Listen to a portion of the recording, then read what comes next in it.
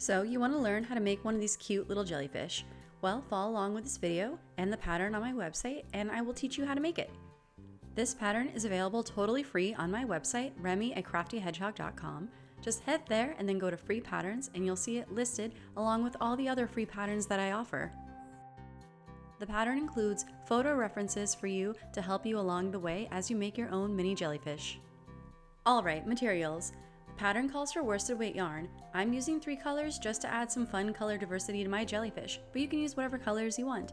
You also need a 5mm crochet hook, and you need a little puff of polyfill. It really doesn't take too much at all. You also need a stitch marker to help you keep track of where you're going, and a darning needle, and of course, last but not least, a nice pair of scissors. Let's get started. Alright, round 1. We will be making 6 single crochets into a magic ring. If you don't know how to make a magic ring, I highly recommend the videos made by Yarn Over Hook. They have incredibly beginner-friendly videos of all the stitches, slowed way down with all the steps shown.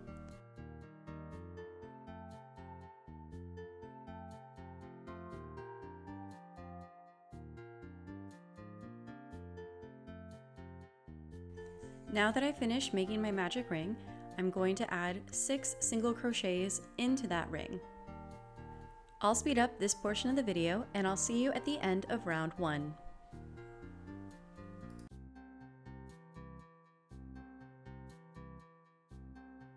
Alright, I just finished my 6th single crochet and I'm going to pull my magic ring tight to cinch it up. Pew! It's just like magic. Alright, time for round 2, where we will be inserting 2 single crochets into every stitch. That's called an increase. Here I'm using my darning needle to show you the stitch I will be entering. And here I am completing a single crochet. Perfect. Then I'm going to put my stitch marker in so I can keep track of where I'm going. Now before moving on to the next stitch, I'm going to re-enter the same stitch and insert another single crochet. That's the increase. That is how we are going to go from 6 to 12. I'm going to speed up this part of the video and see you at the end of round 2.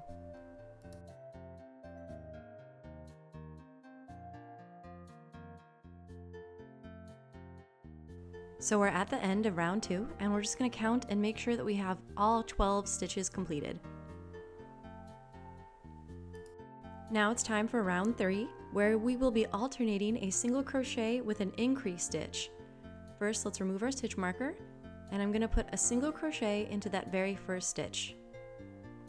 Then I will replace my stitch marker, and into the next stitch I will put an increase, which to remind you is 2 single crochets put together. 1 and 2.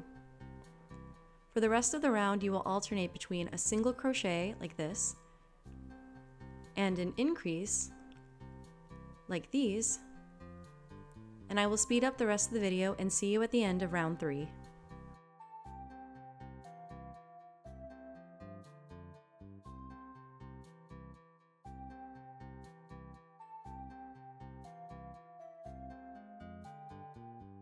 Now we've reached the end of round 3, we'll do a quick count to make sure we have all 18 stitches accounted for, and then we will move on.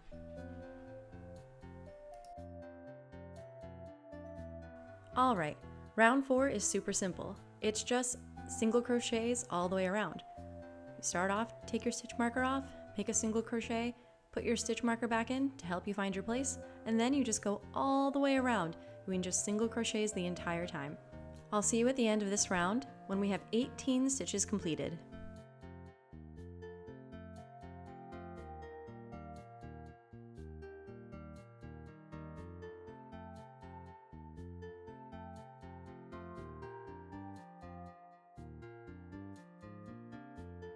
Alright, we just finished up round 4 with 18 stitches. You can see it's getting a slight curve.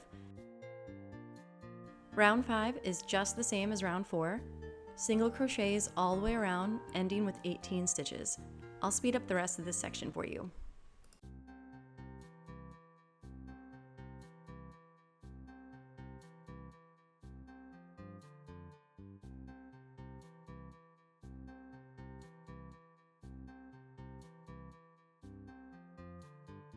Round 5 is now complete, and you can really see the curve starting to develop.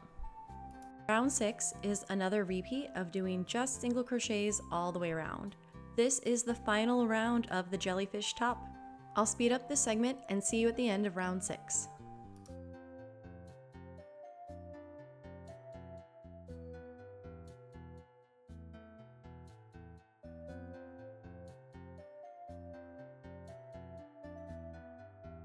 So we've reached the end of the round, and we're going to pull a nice long tail that we will be cutting with our scissors and then pulling through.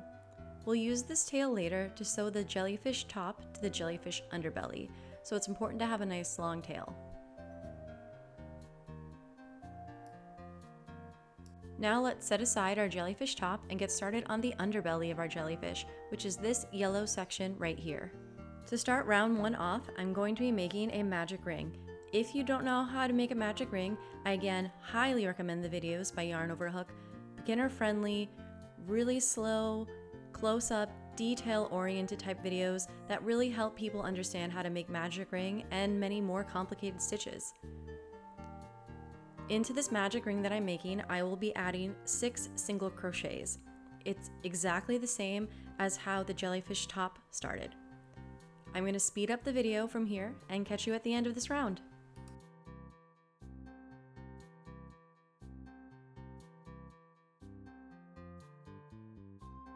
All right, let's cinch up that magic ring, make it nice and tight. That is the end of round 1. For round 2, we're going to be putting 3 single crochets into every stitch from the previous round. That way we transform it from only 6 stitches to 18 stitches in just one round. Here you see me using my darning needle to illustrate the first stitch that I will be working into. Sometimes the first stitch in a magic ring can be a little bit tight, so stretching it out with a darning needle in advance can just help you out a little. And now I'm going to be adding 3 single crochets into this stitch. Here's number 1. And I'm going to put my stitch marker on so I don't lose track of where I am. Alright, time to put 2 more single crochets into that same stitch. Here comes number 2.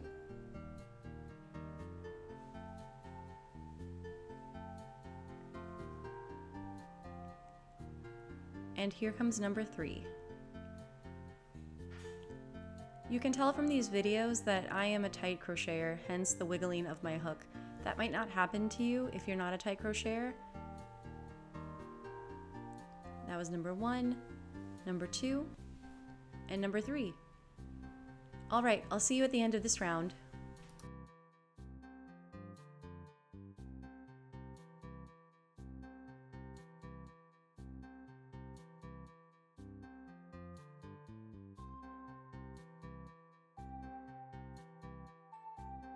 Well, we've just reached the end of round 2, and I've counted to make sure that I have all 18 stitches. Now I'm going to cut a tail, pull it through, give it a nice tight snug pull, and then I'm going to weave in the end. It doesn't really matter how you weave in the end in this instance, just make sure you weave it in on the inside, which is the same side that that tail is coming out of. And you don't need to even trim these ends, because when you make your jellyfish, you're going to end up stuffing the ends and polyfill inside of its body cavity. Now it's time to start making the jellyfish legs. You're going to make 3 jellyfish legs in total, and you start by making a slip knot, which is very simple.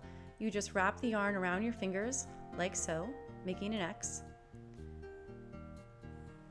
Then with your other hand, go in and pinch the yarn that's on the left side of the X and pull it through.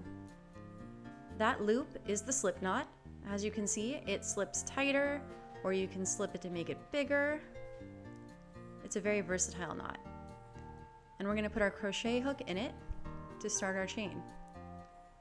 Now you don't want it super tight. You want it to be able to slide around. Now we're going to get ready, and we're going to start making chain stitches, which just means you're going to grab a piece of yarn and pull it through that loop. That's the first chain stitch. Easy peasy, right? Now we're going to do it again. Perfect. And we're actually going to do it 24 times in total.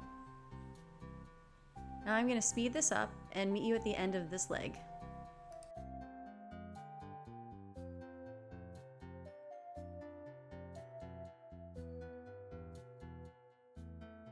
All right, we've reached the end, and now it's time for us to trim the yarn. Now we're going to pull through, and then we're going to pull again to make it nice and tight so it won't unravel. And we'll do the same with the other side. That's one completed leg, and we'll just give the ends a little bit of a trim. I like to have them be about a ½ inch long. Now we can set that aside and make the other 2 legs. Now that we've completed making all 3 of the jellyfish legs, it's time to set them aside so that we can now start making the wrist loop. Making the wrist loop is just as easy as making the jellyfish legs. You start with a slip knot where you cross over your fingers like that, go in, pinch and pull through. Now you want to make sure you have a nice long tail that we'll use later to secure it. Slip your crochet hook in and start making your chain stitches. Now the length of your loop really depends on the size of your wrist, or if you want to hang it somewhere, you can decide how big or small you want it to be. The 24 to 30 chain stitch range I gave is just an estimate. Now I'll speed this up and see you at the last step on the wrist loop. We are nearly done making the wrist loop. We're going to slip stitch into the first chain. This is the first chain, that first V we made, and I'm going to put my crochet hook under one of the legs. To make it a little clearer, let me grab my darning needle and I'll slip it under so you can see it a little more easily. There's the V, and I'm going to go under just one of the legs. I use the tip of my crochet hook to get in there more easily. Then I grab the yarn, pull through, and then I pull through the loop on my hook. That's what makes it a slip stitch. Now I can cut this yarn, leaving a nice long tail to work with, and pull it through. Now you don't have to do this, but I like to tie a knot at this point. Oftentimes I'll tie 2 knots. I just figured this is where most of the stress is going to be if you hang the jellyfish or if it's swinging from something. So I always like to reinforce things. And then we're done. It's finally assembly time. Let's get making those jellyfish. First, we're going to take the wrist loop and we're going to take both of the yarn tails. We're going to put it on our darning needle. Then we're going to take that darning needle and we're going to send it through the center of the magic ring, the center of round 1 of the jellyfish top. You can see that hole in the center right there? That's what we're aiming for. We're going to end up coming out the other side where this yarn tail is.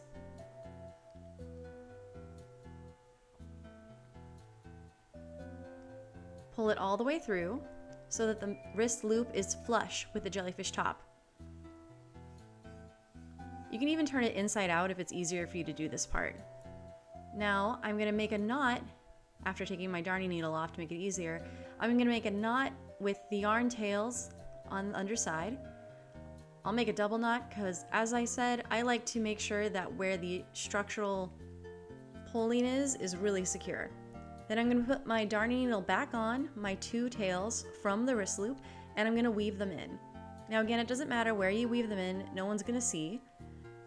But a nice tip with weaving in is if you go in one direction, you change and go the other direction, skipping over one of the stitches you worked on. So you can see I'm going to go back the way I came, but I'm skipping that stitch and starting with the stitch I was in before. That kind of just helps prevent it from unraveling. And then I pull through and I'm done. You do not need to trim these. They are going to be inside of the jellyfish body. So they just work as extra polyfill in a way. Now that we're done with that, let's set it aside and we'll get to work on attaching the legs to the underbelly. We're going to take each of the legs one at a time and thread them onto our darning needle. If your darning needle has a big enough eye, you can thread it over the chain stitches, but if not, that little tail nib should be enough to work.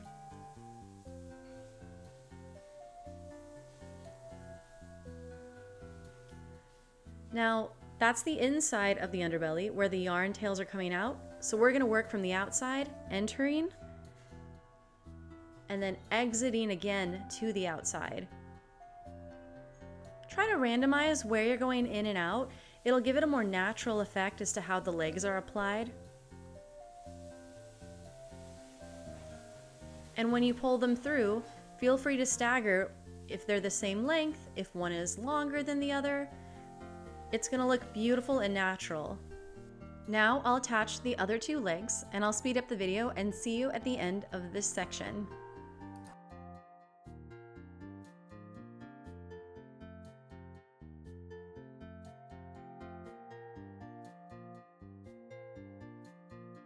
Don't those legs look great? This jellyfish is really coming together. The next step is to attach the jellyfish top to the jellyfish underbelly.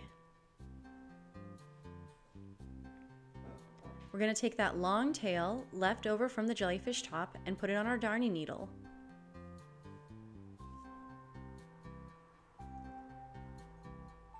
When we sew the two of them together, we're only going to be going through the back loop of the jellyfish top and then both loops of the jellyfish underbelly. So you can see that's the front loop. I don't want to be working into there. No, I want to work in the back loop only. That's the farther away of the two loops of your V. So there I am under the back loop only. And on the jellyfish underbelly, I'm entering under both loops of the most recent round. Now I'm going to pull through. And I'm just going to repeat that most of the way around, stopping when it's time to stuff it. I'm going to speed up the video here and see you when it's time to add the polyfill. Now it's time to add the polyfill, but first let's put in all those extra yarn ends we had left over. Then we take our small amount of polyfill and stick that in as well.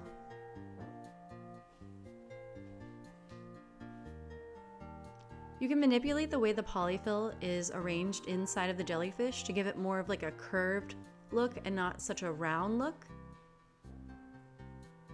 Look how pretty those stitches came out. Now it's time to finish sewing it shut. I'll see you at the end of this section after I've sewn it shut and woven in my ends.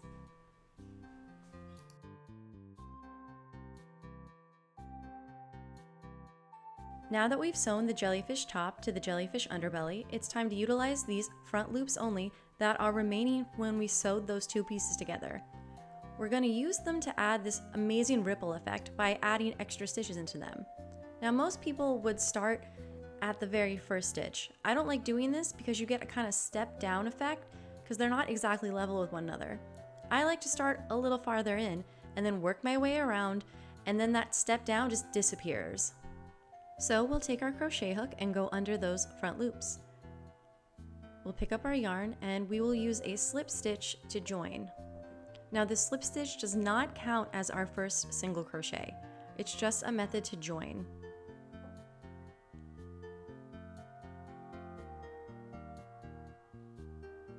Now that we're done with that, we're going to insert 3 single crochets into that same stitch that we're in right now. There's the first one,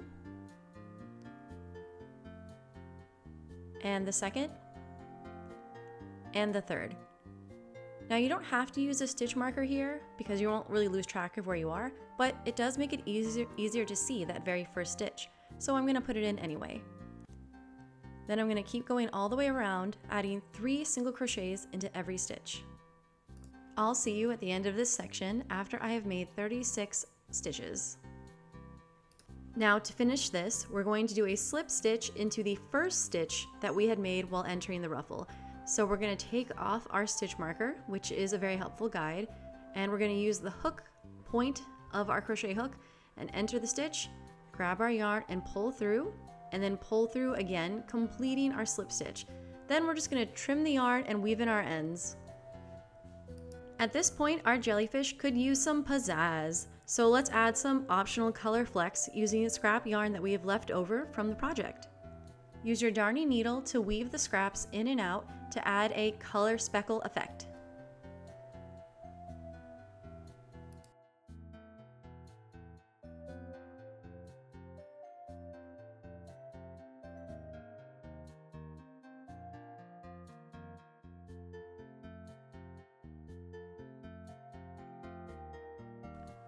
Once you're done, trim off any excess.